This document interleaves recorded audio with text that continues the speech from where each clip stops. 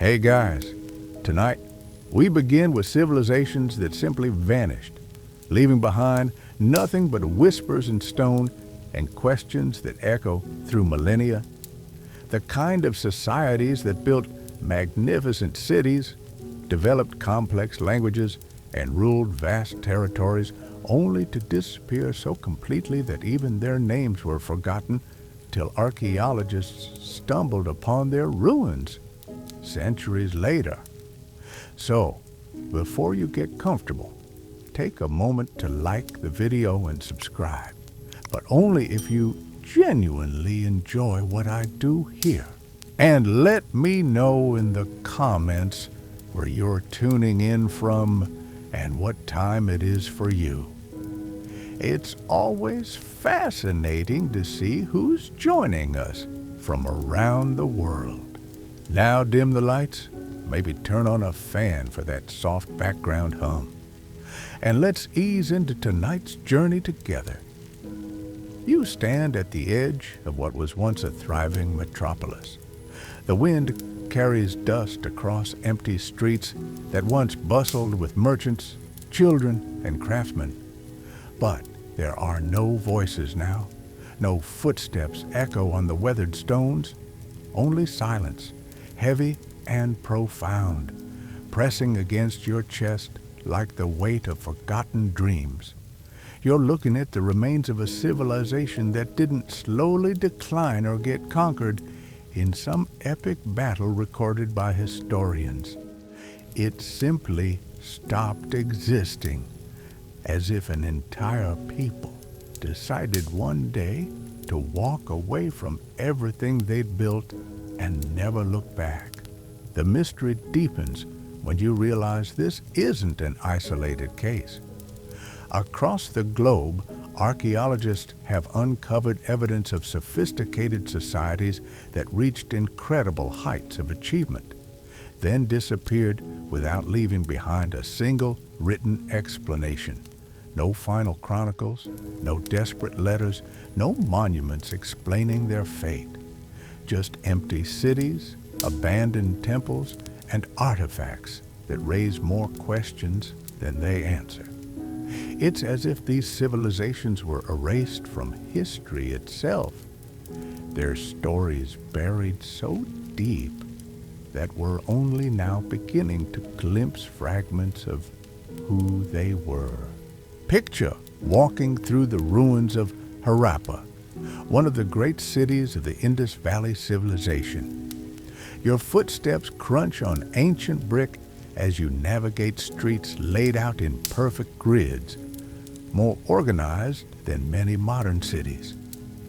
The drainage systems beneath your feet were so advanced they wouldn't look out of place in contemporary urban planning. Wells dot every neighborhood, positioned with mathematical precision. You pass the remains of multi-story buildings, their walls thick and sturdy, built to last millennia. Yet for all their engineering brilliance, the people who created this marvel left behind no palaces, no temples, no monuments to kings or gods that we can definitively identify. The silence is unsettling. In most ancient civilizations, rulers couldn't resist immortalizing themselves in stone. Pharaohs built pyramids, emperors erected statues, kings commissioned elaborate tombs. But here, in what was once one of the world's largest urban centers, you find an eerie absence of ego. No massive statues peer down at you from pedestals.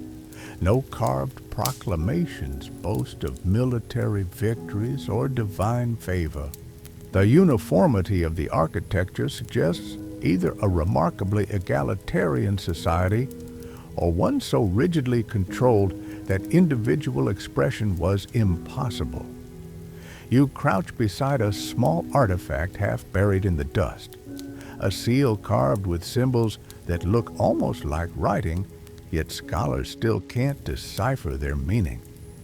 These mysterious characters appear throughout Indus Valley sites, tantalizingly consistent, clearly representing some form of communication, but their secrets remain locked away. It's maddening, really. Here was a civilization that traded with Mesopotamia, that developed standardized weights and measures, that created art and pottery of stunning sophistication, yet they left us no Rosetta Stone, no bilingual text that might crack the code of their language. The more you explore, the stranger it becomes.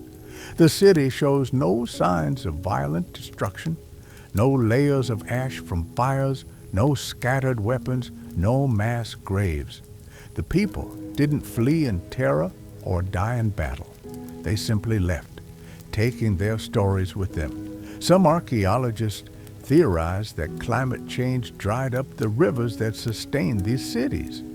Others suggest political upheaval or economic collapse. But theories are all we have.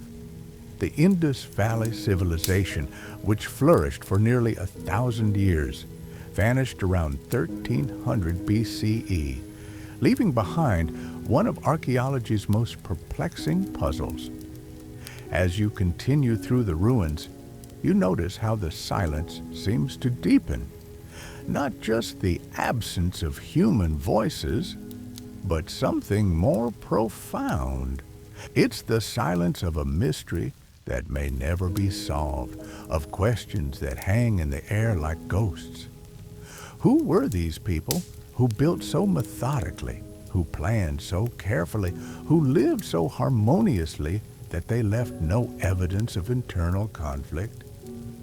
What language did they speak in their marketplaces?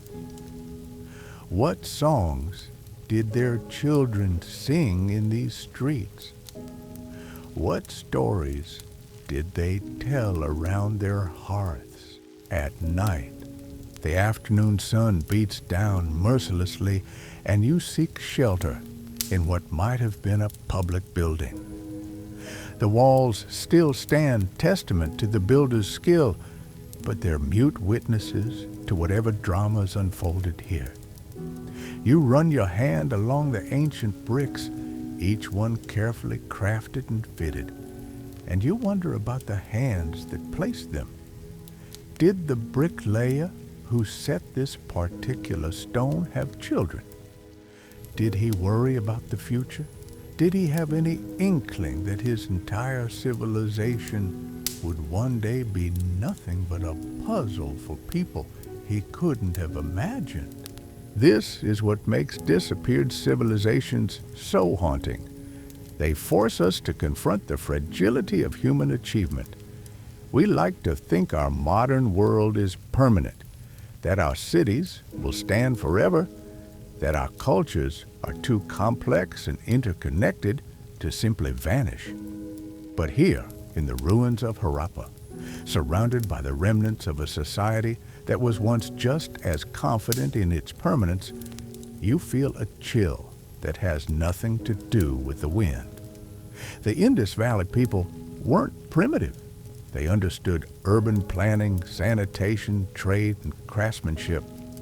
They created a civilization that lasted longer than the entire history of the United States. Yet somehow, despite all their achievements, they became a footnote in history, remembered only through the artifacts they left behind. Their disappearance reminds us that even the mightiest civilizations are ultimately temporary. That time has a way of erasing even our most ambitious projects. But the mystery doesn't end with the Indus Valley. Across the ocean, in the dense jungles of Central America, another civilization rose to incredible heights before vanishing just as mysteriously.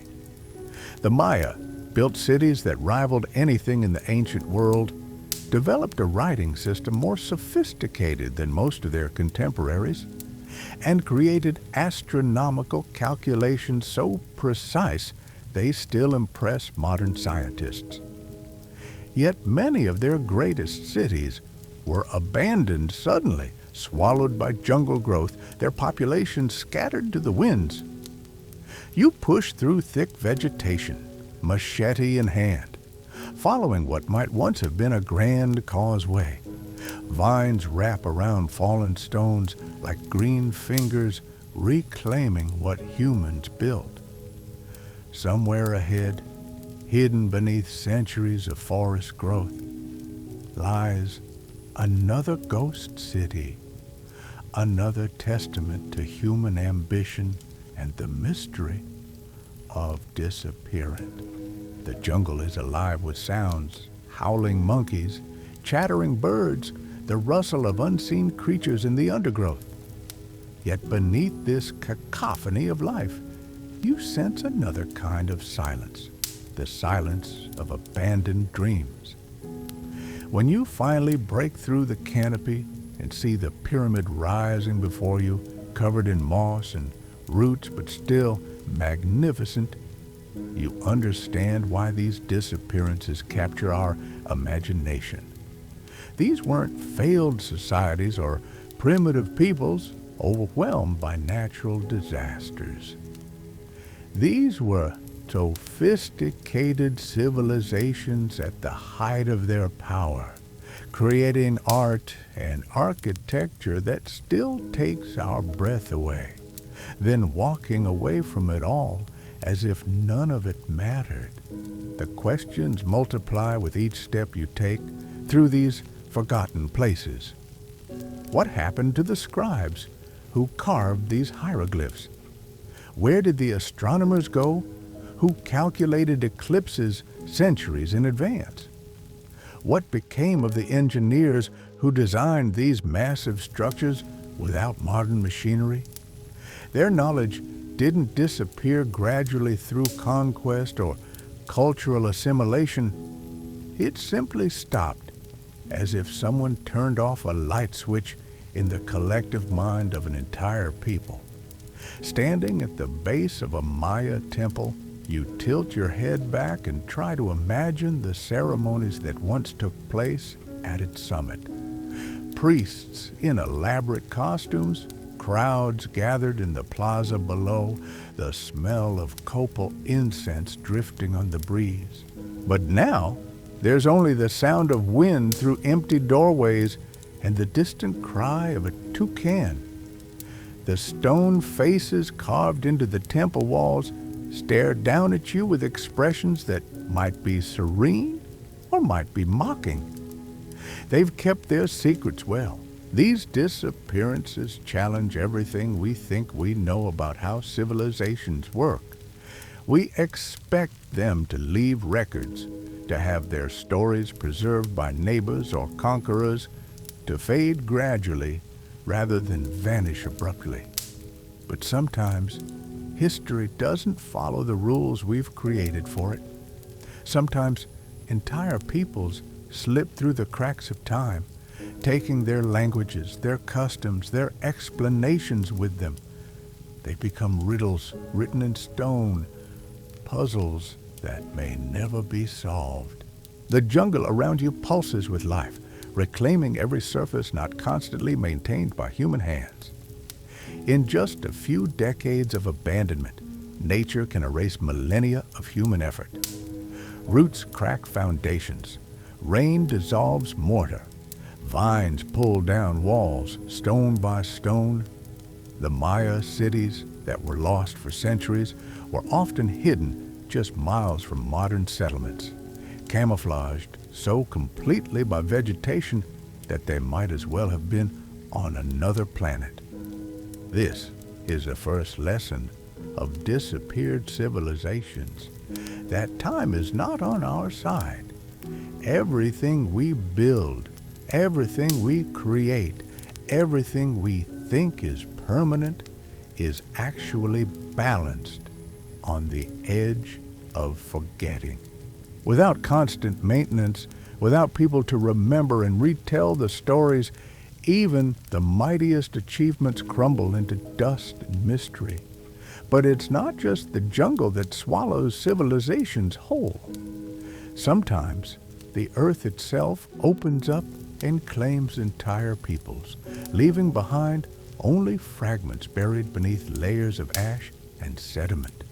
You find yourself standing on what looks like an ordinary hillside in Turkey, the grass swaying gently in the afternoon breeze, wildflowers dotting the landscape in cheerful splashes of color.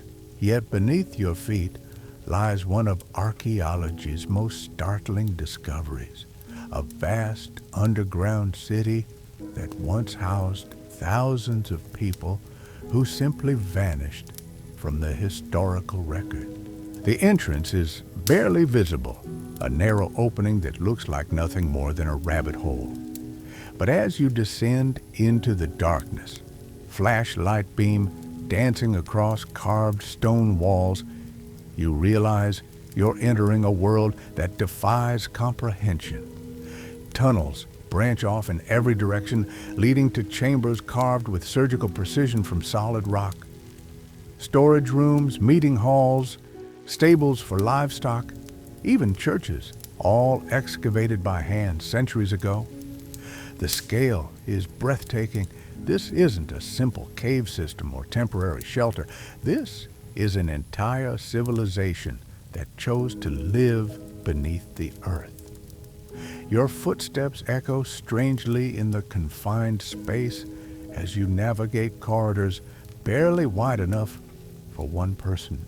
The air is cool and still, carrying a faint mineral scent from the stone walls. Every surface shows evidence of careful planning. Ventilation shafts carry fresh air to the deepest levels. Drainage systems channel water away from living spaces. Rolling stone doors, massive circular slabs that could be moved from inside but not outside, protected the inhabitants from whatever threats drove them underground in the first place. But who were these people? The conventional explanation points to early Christians fleeing persecution, but the evidence doesn't quite fit. Some of these underground cities show signs of habitation that predate Christianity by centuries. The construction techniques, the architectural style, the sheer ambition of the project suggest a culture with resources and knowledge that don't match what we know about the region's historical inhabitants. Entire families live down here, generation after generation, creating a shadow civilization that left almost no trace on the surface world. You pause in what appears to be a communal dining hall, carved benches still intact along the walls. Imagine the conversations that once filled this space, the children playing in these tunnels while their parents worked in chambers above and below. What stories did they tell each other in the lamplight? What fears drove them to abandon the sky entirely? The silence presses against you like a physical weight, heavy with unanswered questions. The deeper you go, the more complex the mystery becomes. Some chambers show evidence of sophisticated engineering, with precisely calculated load-bearing supports and ingenious airflow systems. Others contain religious symbols that don't match any known tradition. Still others are completely empty, their purpose lost to time. It's as if you're exploring the remnants of an entirely different approach to human civilization, one that chose secrecy and concealment over monuments and proclamations. Archaeological evidence suggests these underground cities were connected by tunnels that stretched for miles, creating a vast subterranean network that could house entire populations during times of trouble. But what kind of trouble? Surface raiders couldn't have posed such a persistent threat that people would choose to live like moles for generations. Natural disasters might explain temporary refuge, but not permanent habitation. Whatever drove these people underground was serious enough to make them abandon the sunlit world entirely. You climb a narrow shaft that leads to what might have been an observation post, a small chamber with carefully concealed openings that allow you to peer at the landscape above. From here, the underground dwellers could monitor the surface world without being detected. It's a reminder that these weren't primitive cave dwellers, but sophisticated people who made calculated decisions about how to survive in a dangerous world. They had contingency plans, escape routes, and defensive strategies that speak to centuries of accumulated wisdom about staying hidden. Yet for all their precautions, they too disappeared. The underground cities were eventually abandoned, their entrances sealed or forgotten, their inhabitants vanishing as completely as if they'd never existed. When archaeologists first discovered these spaces in the 1960s, local residents had been using the upper levels as storage cellars for decades, completely unaware that they were sitting on top of one of the ancient world's most remarkable achievements. The pattern repeats itself with maddening consistency. Across the globe, from the cliff dwellings of Mesa Verde to the stone cities of Great Zimbabwe, advanced civilizations reached peaks of achievement, then vanished so thoroughly that their neighbors forgot they'd ever existed.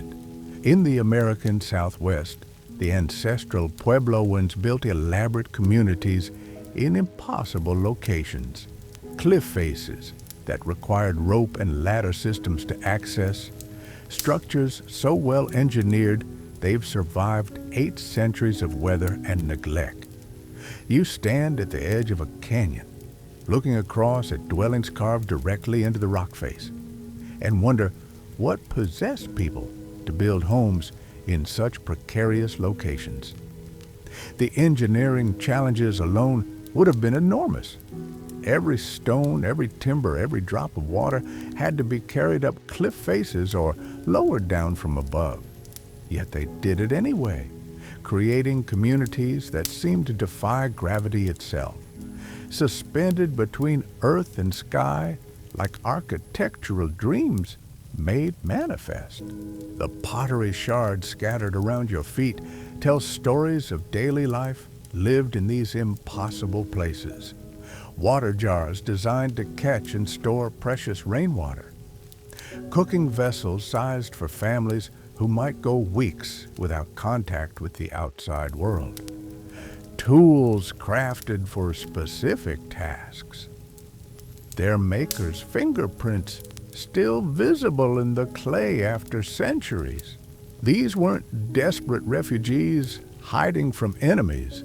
These were people who chose isolation, who preferred the challenge of life on cliff faces to whatever alternatives existed in the valleys below. But why? What drove entire communities to abandon fertile farmland for precarious perches hundreds of feet above the canyon floor? Some archaeologists point to warfare, to conflicts with neighboring peoples that made fortified positions necessary. Others suggest religious or cultural reasons, a belief system that valued proximity to the sky over convenience or comfort. Still others theorize about climate change, about drought cycles that made traditional farming impossible and forced innovation in both location and lifestyle. The mystery deepens when you consider the timeline. These cliff dwellings weren't built gradually over generations. Archaeological evidence suggests they were constructed relatively quickly, as if entire populations suddenly decided they needed to relocate to the most defensible positions available. Whole communities picked up and moved to places where every aspect of daily life would be exponentially more difficult. That doesn't happen without compelling reasons. You scramble up a narrow trail that leads to one of the dwelling complexes, your hands searching for purchase on stone worn smooth by centuries of wind and rain. The structures above seem to grow directly from the rock face, their walls seamlessly integrated with the natural cliff. Inside, you find rooms still containing the detritus of ancient lives. Grinding stones for processing corn, fire pits blackened with use, storage alcoves carved into the bedrock itself. The intimacy of these spaces is striking. You can see where children left handprints on plastered walls, where generations of cooks left scorch marks on stone surfaces, where families carved small niches to hold their most precious possessions. These weren't temporary shelters or seasonal camps. These were homes built with the expectation that they would house families for generations to come.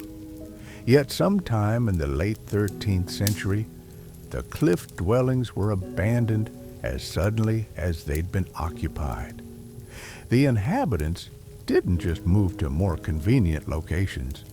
They vanished from the archaeological record entirely, leaving behind a puzzle that has baffled researchers for more than a century. Their sophisticated pottery traditions ended abruptly. Their architectural innovations were forgotten. Even their oral traditions, if any survived, were lost when European diseases decimated Native American populations centuries later. What makes these disappearances so haunting is their completeness. We're not talking about civilizations that declined gradually, leaving increasingly sparse evidence of their final years.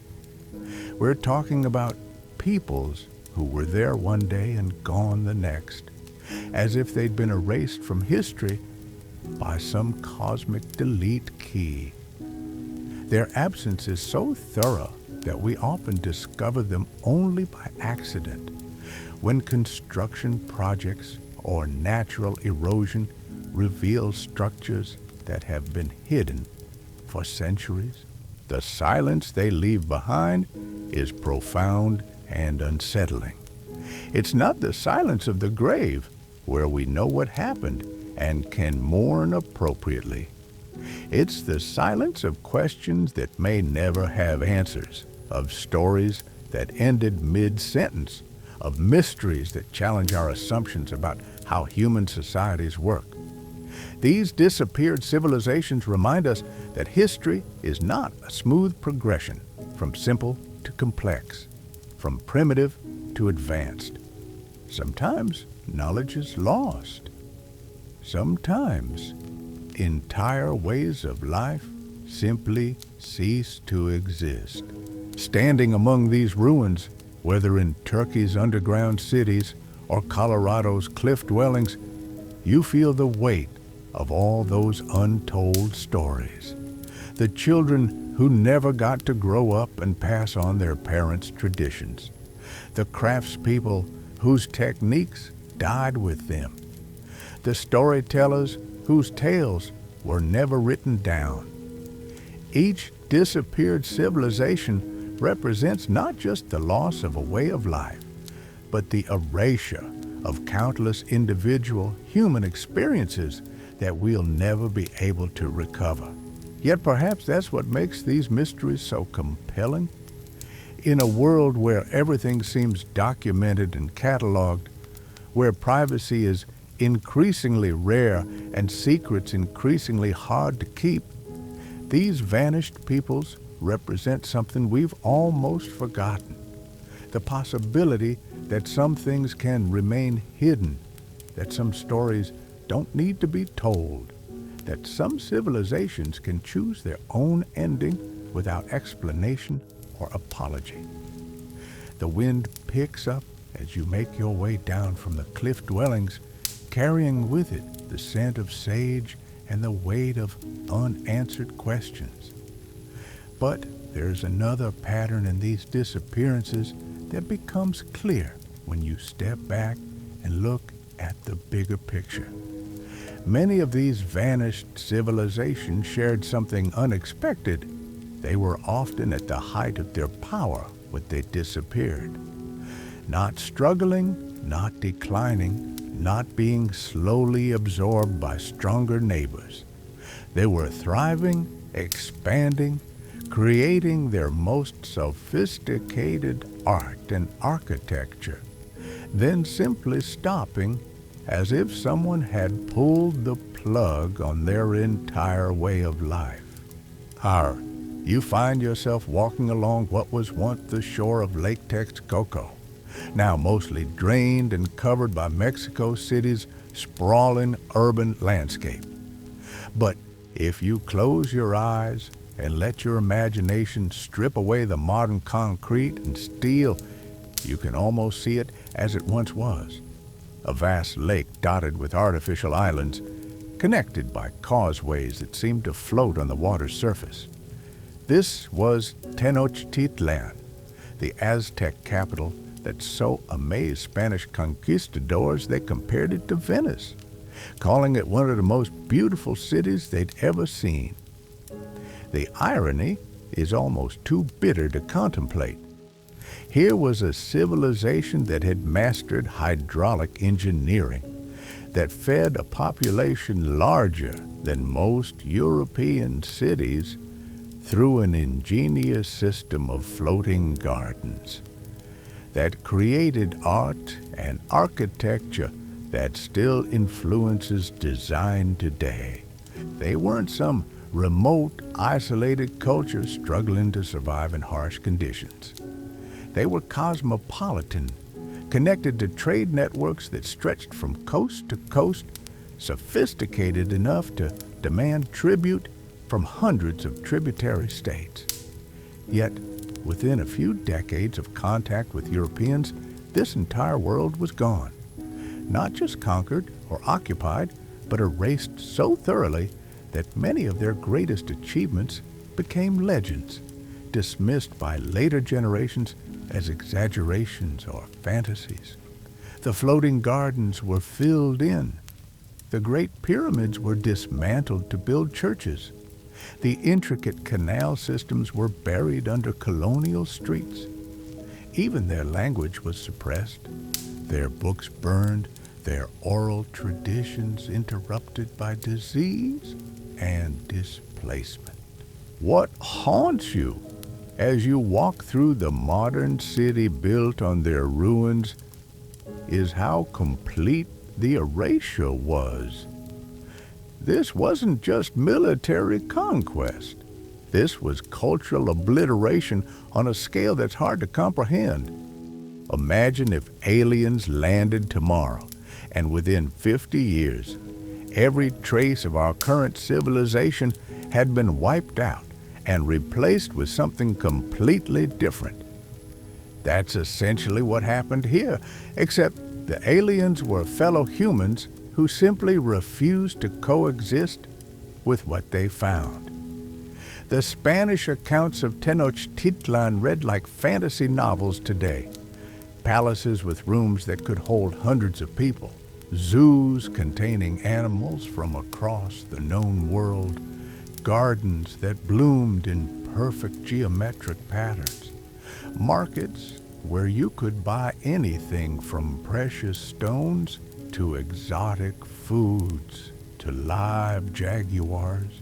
Hernan Cortés himself wrote to the Spanish king that the city's beauty and sophistication exceeded anything in Europe. Yet, within a generation, it might as well have never existed. You pause at what might have been the edge of the great temple complex, now buried beneath layers of colonial and modern construction. Occasionally, subway construction or building projects uncover fragments of the lost city, carved stones that hint at the magnificence that once existed here. But these are just glimpses, like trying to understand a symphony from a few scattered notes. The complete picture is gone forever, existing only in the biased accounts of its destroyers and the fragmented memories of survivors who had every reason to keep their knowledge hidden. This raises uncomfortable questions about how many other civilizations might have vanished, not through mysterious abandonment or natural disaster, but through deliberate destruction by peoples who couldn't tolerate their existence. How many Tenochtitlan's have been built over, their stories lost because the victors preferred to pretend they'd never existed? How many sophisticated cultures have been reduced to scattered pottery shards and unexplained architectural fragments because someone else needed their land or resources? The pattern becomes even more disturbing when you consider how often these erasures coincide with the arrival of new technologies or ideologies. The printing press that preserved European knowledge also enabled the mass production of books that justified the destruction of indigenous libraries. The ships that connected distant continents also carried diseases that decimated populations before they could adapt. The weapons that made conquest possible also made cultural preservation seem pointless to the conquerors. Yet, even in cases where we know what happened, mysteries remain. Take Easter Island, isolated in the Pacific Ocean, where massive stone statues stand like sentinels over a landscape that seems incapable of supporting the civilization that created them. You stand among the Moai, these enigmatic figures with their backs to the sea, and try to understand how a small island population managed to carve and transport nearly 900 of these monuments, some weighing as much as 80 tons.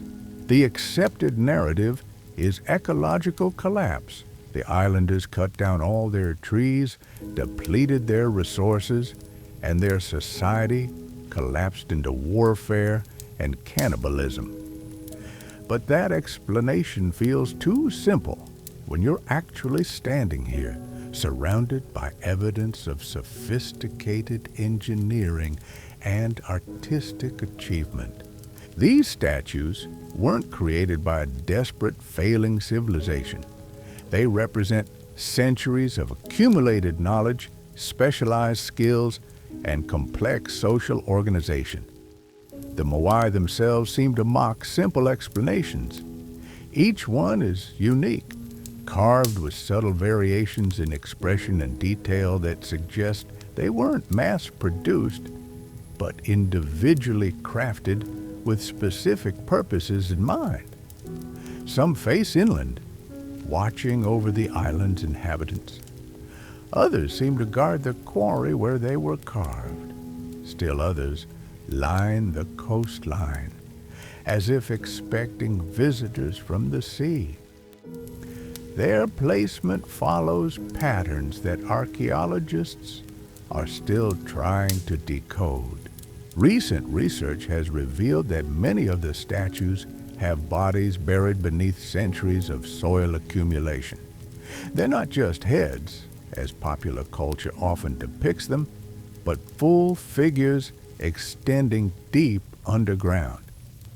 This discovery has forced archaeologists to reconsider everything they thought they knew about Easter Island's history. If the soil accumulation is natural, then the statues are far older than previously believed. If it's intentional burial, then the islanders had reasons for hiding their achievements that we can't fathom. The island's isolation makes the mystery even more perplexing. Easter Island is one of the most remote inhabited places on Earth, over 1,000 miles from the nearest populated land. Yet the people who lived here developed a writing system, Rongo Rongo, that remains largely undeciphered.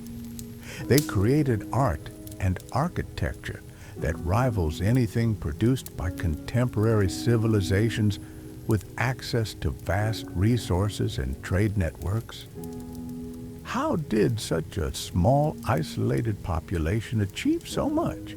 Some researchers now question whether Easter Island's population ever reached the levels necessary for ecological collapse.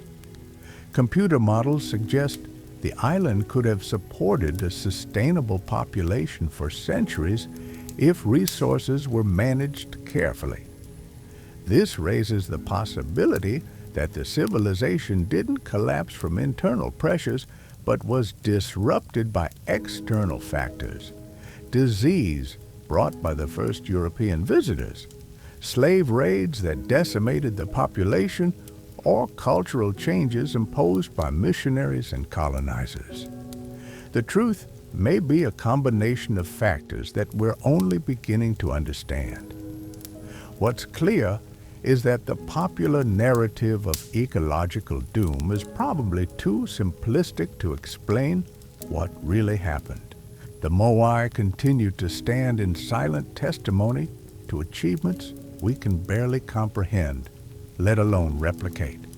Their creators left us no explanation for their purpose, no instruction manual for their construction, no record of the society that produced them. Walking among these monuments in the late afternoon light, you feel the weight of accumulated mysteries. Each disappeared civilization adds another layer to the puzzle of human achievement and fragility. The Indus Valley's urban planning, the Mayas' astronomical calculations, the ancestral Puebloans' architectural innovations, Easter Island's monumental sculptures, they all represent peaks of human creativity that somehow couldn't sustain themselves. But perhaps that's the wrong way to think about it. Perhaps these civilizations didn't fail. Perhaps they simply chose different endings than the ones we would have written for them. Perhaps the mystery isn't why they disappeared, but why we assume they should have continued indefinitely. In our modern world, we're obsessed with growth, expansion, permanence. We build cities designed to last forever, create institutions intended to endure for centuries, establish traditions we expect to pass down through countless generations. Yet, the disappeared civilizations remind us that permanence might be an illusion. Maybe the Maya astronomers calculated not just eclipses and planetary alignments, but the optimal duration for their own society. Maybe the Indus Valley planners built their cities knowing they would someday be abandoned, accepting impermanence as a fundamental aspect of existence. Maybe the cliff dwellers of Mesa Verde understood something we've forgotten about when to let go. These thoughts follow you as darkness falls and the stars emerge overhead. The same constellations that guided Maya navigators and Easter Island voyagers still wheel across the sky, indifferent to the rise and fall of human ambitions. In their light, the ruins around you seem less like failures and more like completions. Stories that reached their intended conclusions rather than being cut short by tragedy or misfortune. The silence that surrounds these vanished places isn't empty. It's full of possibilities, of explanations that don't require catastrophe or failure, of endings that might actually be new beginnings in forms we can't recognize. In a world where everything seems documented and explained, these mysteries offer something precious. The reminder that some stories don't need to be told. Some achievements don't need to be preserved. And some civilizations can choose their own conclusions without asking our permission or understanding. The morning light reveals another truth about these vanished peoples, one that becomes clear only when you step back from individual mysteries and consider the pattern as a whole. These civilizations didn't just disappear randomly. They vanished during periods of what archaeologists call cultural transition, moments when the entire world seemed to be reshaping itself according to new rules. Climate shifts, technological innovations, population movements, all converging to create conditions where even the most successful societies could find themselves obsolete overnight. You find yourself standing in the Scottish Highlands, rain misting across ancient stone circles that predate Stonehenge by centuries. The Picts, who once dominated this landscape, were master craftsmen, creating intricate stone carving that still baffle researchers today. Their symbol stones dot the countryside like ancient billboards, covered in mysterious markings that clearly meant something important to their creators. Spirals, crescents, animals both real and fantastical, all rendered with artistic skill that speaks to sophisticated cultural traditions. Yet, by the 9th century, Pictish culture had been absorbed so completely into the emerging Scottish kingdom that their language died out entirely. Not conquered, not destroyed, but somehow transformed into something else so thoroughly that archaeologists struggle to separate Pictish achievements from those of their successors.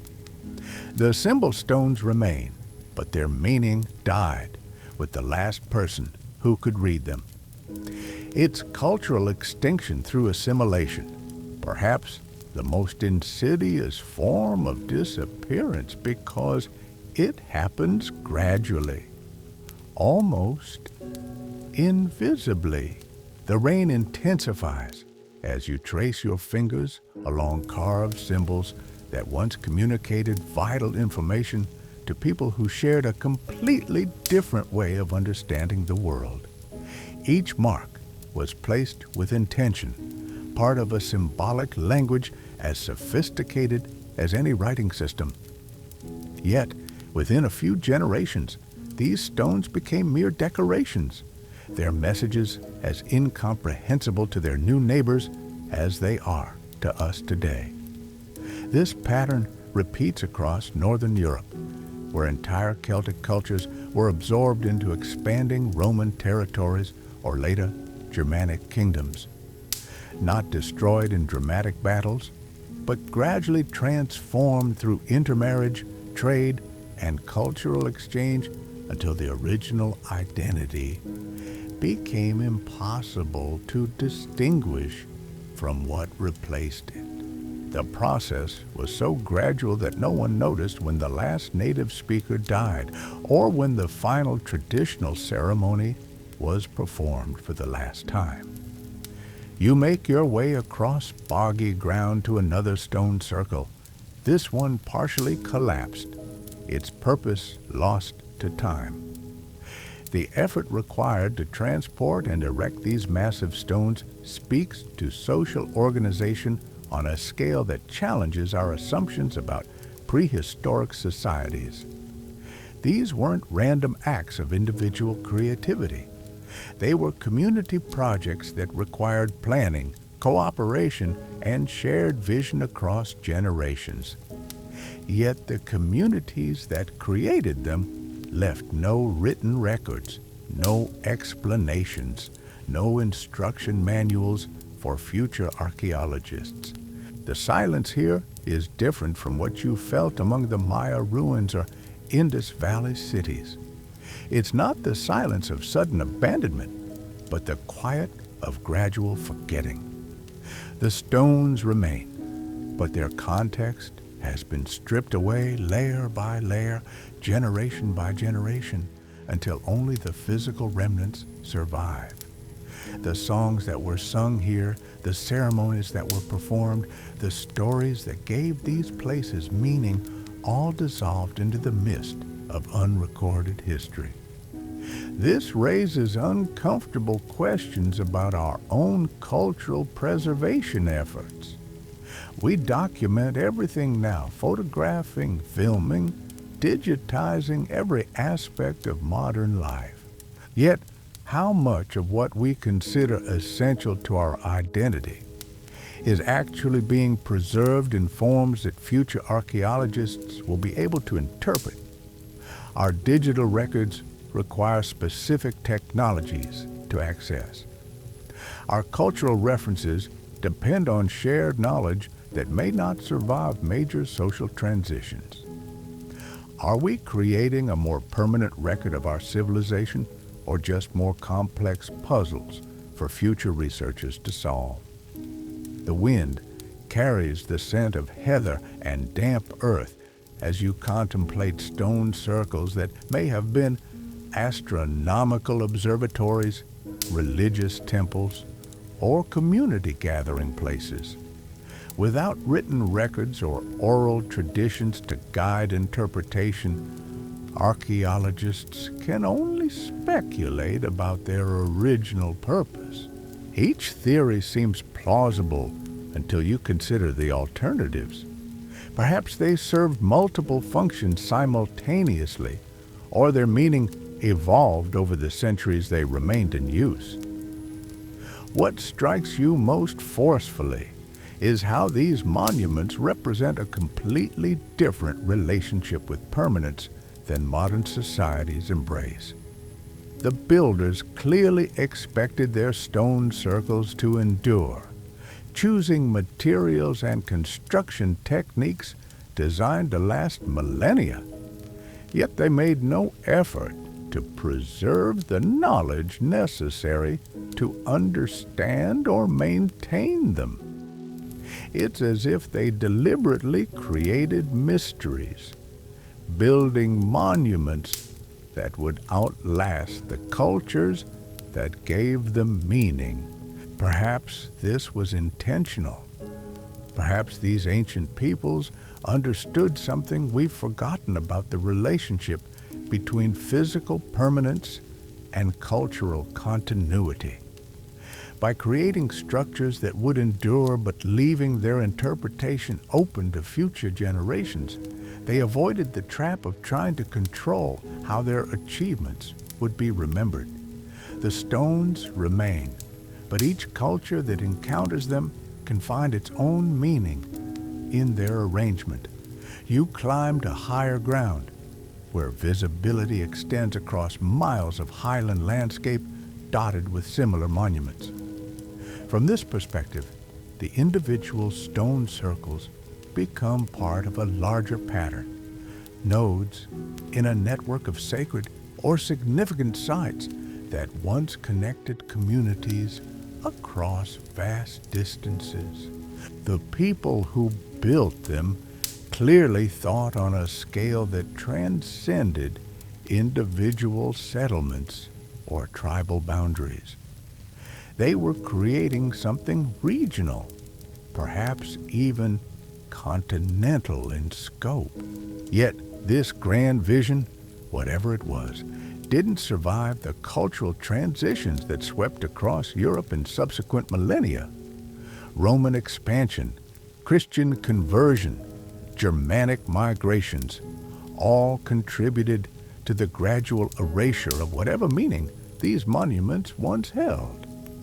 The physical structures remained, but the cultural matrix that gave them significance was replaced by new systems of belief and organization that had no use for ancient stone circles. This pattern of physical survival but cultural extinction haunts archaeological sites across the globe. In Peru, you can walk among Nazca lines that stretch across the desert for miles, geometric patterns and animal figures so large they can only be fully appreciated from the air. The precision of their construction speaks to sophisticated understanding of mathematics and engineering, yet the culture that created them left no explanation for their purpose. Were they astronomical calendars, religious symbols, or something else entirely? These vanished peoples teach us that civilization itself might be more fragile and temporary than we dare admit. In our digital age of constant documentation, we assume permanence. Yet standing among their silent monuments, you realize that even our most sophisticated achievements could disappear as completely as theirs did. The mystery isn't why they vanished, but whether we'll recognize the signs when our own chapter begins to close, leaving future archaeologists to puzzle over our ruins and wonder what we were trying to tell them in stone and steel.